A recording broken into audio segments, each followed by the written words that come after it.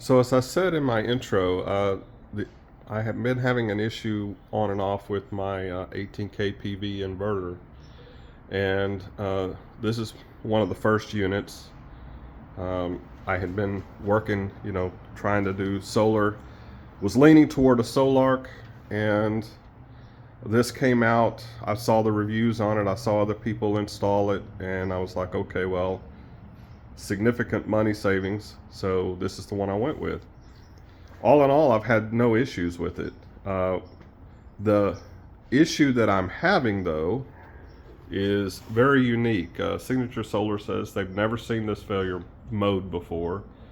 We went through a lot of work with them, troubleshooting, trying to see if we could duplicate the error and that kind of thing, and it's just random. It doesn't seem to make a difference what the load is on my system, or how much solar is coming in, or if there's even any solar coming in. But what is happening is on the load output L2, it'll drop my AC voltage. So if I check the input, L1, L2 will be good. The L1 output will also be good. Up here, it'll show that it's running normal, no warnings or faults. If you go through the menu, you don't see any errors. But on the L2 output, there'll be no AC voltage. So I lose half of everything in the house, and obviously anything that runs off 220 doesn't work right. So it's happened 4 times. The last time it happened, my normal solution was to come out here and do a reset on the inverter, and it would come back and work like it was supposed to. But this last time that it did it, this relay, I tapped on it and it clicked, and then I had voltage back on L2. And that was a couple of months ago now. And since that happened, it hasn't faulted again. So I don't know if the relay is going bad, if there's a loose connection behind the relay, or it could be that it's actually a firmware issue.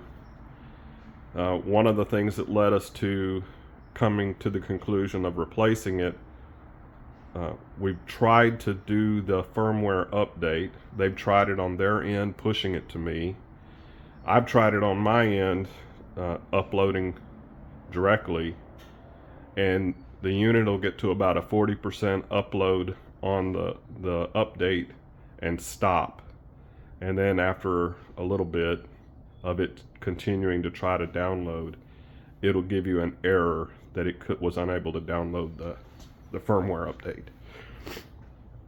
So again, Signature Solar has been great.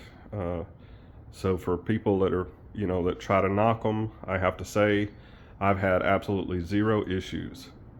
They worked with me. They called me on the phone, emailed back and forth. They asked very good questions. I do my best to answer them as well as I can. And we went through the whole troubleshooting process. And at the point we can't do a firmware update to try to see if that'll resolve the problem, they're like, let's just replace the unit. And normally you would have to remove this, box it, ship it to them. Once they have it, they would ship you the replacement. I don't want my house down that long. I would rather have it all up and running, so I purchased a new one. So my goal today is to get this one unpacked and installed, and that one boxed up to ship back to them. Once they have the old unit, they're going to refund the money I spent purchasing this one. And there was no charge for shipping. So that's kind of where we're at. I'll splice in some other video as I go, but the goal right now is to get power turned off, get this unit disconnected and off the wall so that I can get the other one back up as soon as possible. There was one thing that they mentioned. So I have a single neutral. This is 3/0 copper for the load and the grid and my neutral line. And my neutral is bonded out here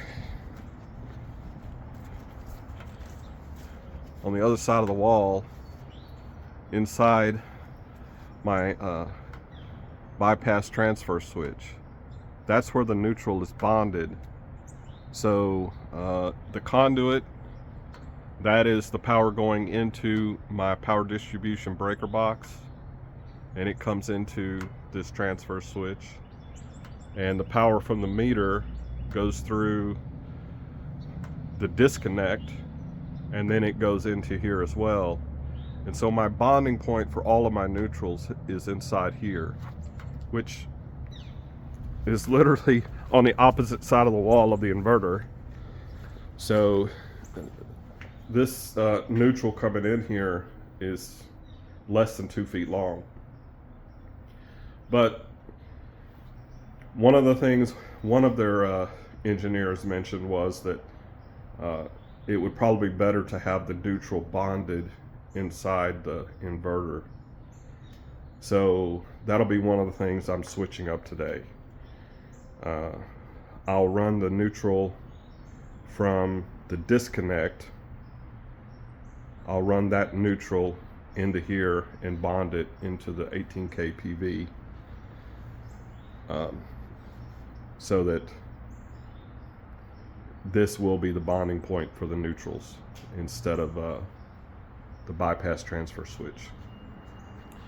But that is the only thing I'm really changing, other than the entire unit.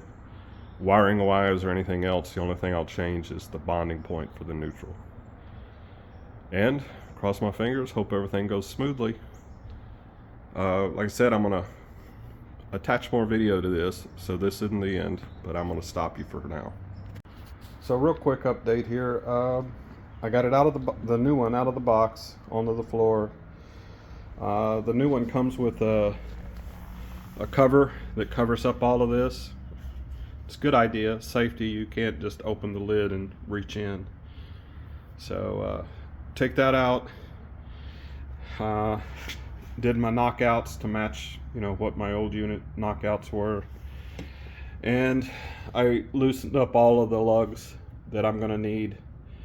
That way I can make sure they're not sticking down in the hole at all, especially with the battery. If they're hanging down a little bit into that, it makes it near impossible to get the battery cables to get seated in there without the little strands going everywhere. So I just found it's easier while you have it out and just sitting on the floor like this, to do all of those prep things so that when you hang it on the wall, it's ready to go. Pretty much got everything tore apart. And got this out of the box and got it ready. So next step, get it hung on the wall and start redoing all my connections. Okay, so once you have it up and on the wall, that mounting bracket gives you a little bit of leeway left and right. So the idea is to I don't have the side brackets on it, but the idea is so that you can center these openings with your conduit box. So once you have it on the wall, you got to kind of slide it left or right so that it's centered on those holes before you mount the side brackets. So just a heads up on that one. The other thing, a lot of people have asked me is about, the bonding.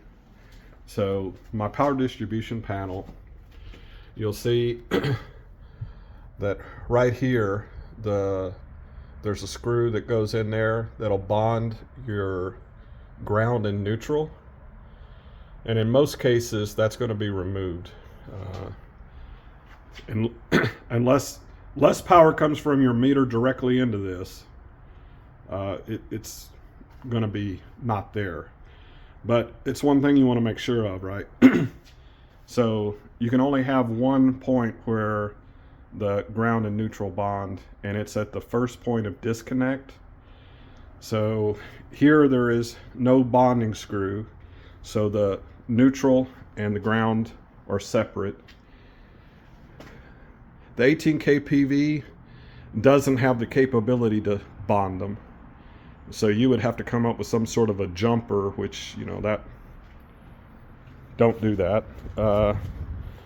And then out here in my power distribution panel, or on my bypass transfer switch, you see the ground comes in here on this ground bar, and the neutrals are up here. They're not connected. And you come over here, the green wire is my ground, these are my neutrals, that's where they're bonded. So that's the point where my ground and neutral are bonded, and it is at my first point of disconnect for power. So that kind of answers that question. A lot of people ask me how I wired this up. My meter is just a meter base. There is no breakers or anything inside of it. So power comes in L1, L2 into the top of this, my neutral into the top of it, and this is a fused 200 amp fused disconnect, outdoor rated, and power comes off of these lugs through the wall into the inverter input, grid input, and it also comes over here into this bypass transfer switch, so that if something does go wrong with the inverter, I can throw the switch and be fully on grid power and take the inverter out of it. So that's how I set it up, and mainly it's because of the space that I have. You see the opening that goes through here, and then the opening that goes through there. There's a stud. There's a stud in the wall on this side of this conduit and on this side of this conduit. So that was the space I had to try to land the power coming in here.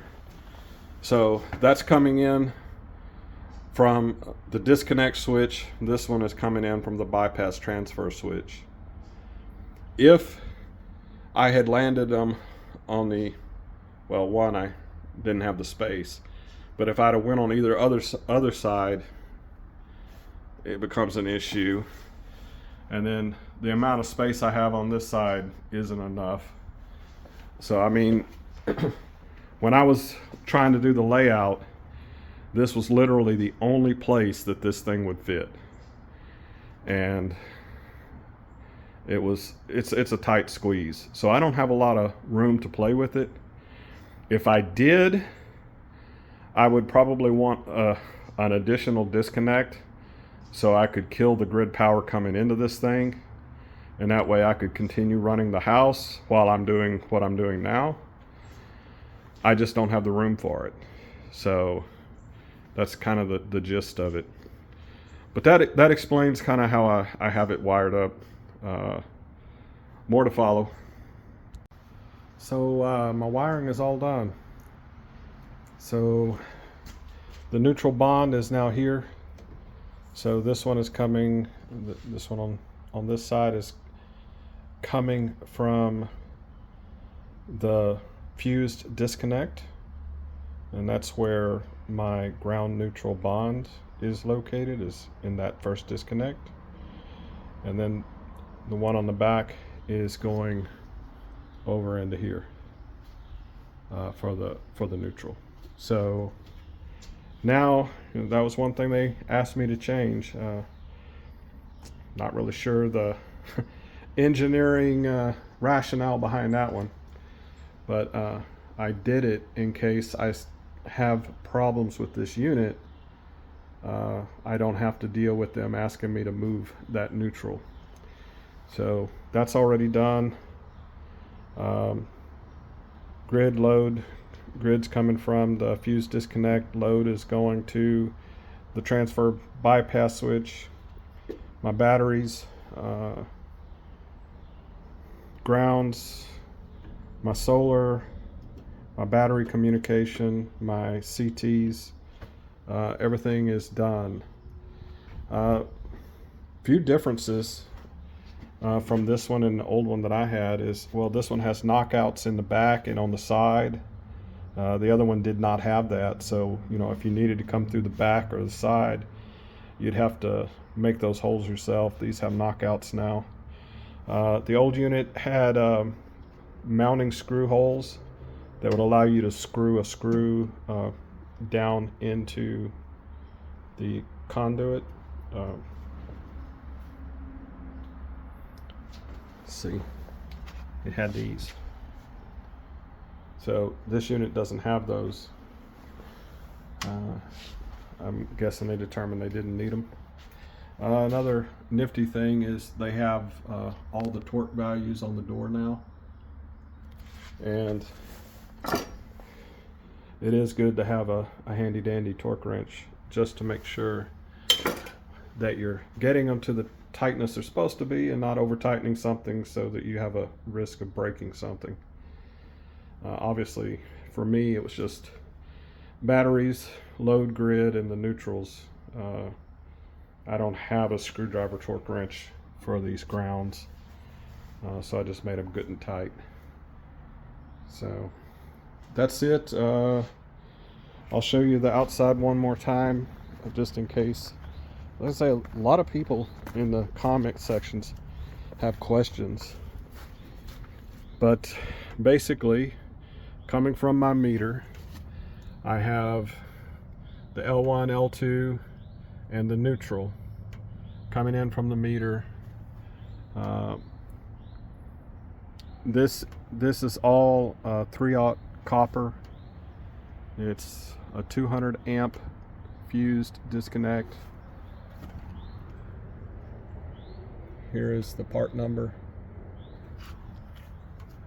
and I had to get additional lugs. It only had a lug for one connection, so the electrician I was working with got them, and I don't know where. So I know some people have asked me what's the part number for those things, and I have no clue. There's not a part number on them, and the electrician that I hired, because we had to pull the meter, I did not want to do that part, so I had an electrician help me mount these boxes. But anyway, so it comes from the lugs, goes in to the inverter, and it also comes over to the bypass transfer switch, and from the inverter it comes in to the bottom of this bypass transfer switch, and that allows me to switch between the inverter and grid power in case something does happen to the inverter and I have to just shut it down. Obviously today I turned everything off so that I could just do all of this rewire. That's about it for the installation. I mean, I got some tidying up. I got to put the putty back into the conduits and some things like that. So the next step for me is going to be to try to get this thing powered on and go through all the setup menus and get everything set up. Later. So I am back up and running. No real issues or complications getting this thing set up. Start to finish, I think 2 hours, 2.5 hours, and that's working by myself and having to move that neutral over.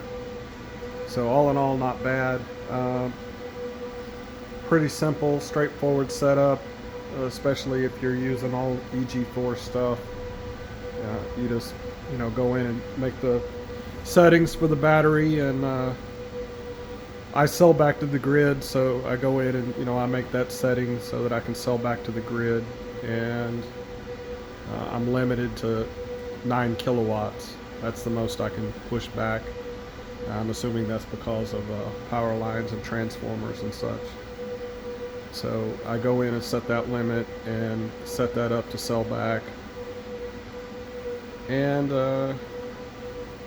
powered it, everything's powered on, everything's working.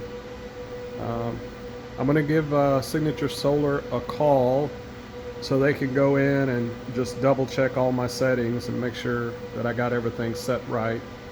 And if there's anything that needs to be altered or changed in the setup, they'll normally go through and take a look at it and make sure it's all good to go. But right now it's running. One thing I have noticed is the fans are quieter than what my original one was. Obviously they've made upgrades to this. Another thing I did notice from from my old one, this circuit board is, the layout and design is different. There's a transmitter down here in the corner. I'm pretty sure that's for the RSD type stuff. That's different. There is a cover that goes in here. If I can think of where I set it at.